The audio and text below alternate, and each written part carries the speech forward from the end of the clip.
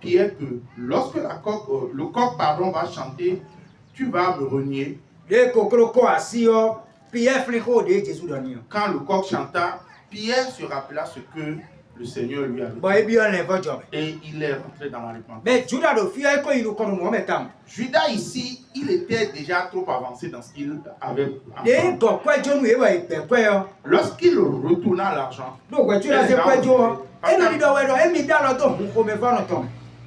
parce qu'avant de retourner les sous au sacrificateur, au sacrificateur, il a dit, j'ai mis ma main dans le sang, en fait, d'un innocent. Amen. Amen.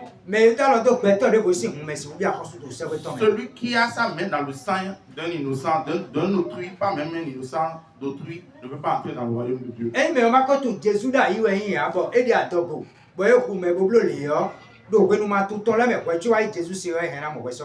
Si celui-là a fait les choses pendant son temps d'ignorance, il aura son pardon. Amen. Amen. Mais il y a un châtiment qui suit. Supposons que Dieu dit que celui-là, il aura 2 ou 3 enfants dans sa vie.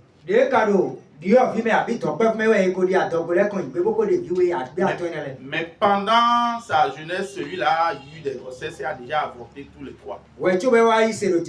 Avant de croire maintenant en Jésus, Dieu peut pardonner. Mais il peut ne pas avoir d'enfant. Amen. Amen. Amen.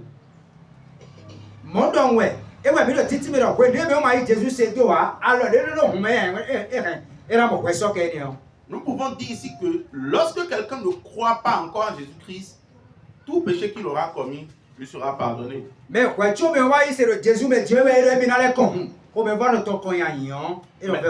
lorsque celui-là, après avoir cru, dit qu'il va verser le sang innocent, ça serait très difficile et compliqué.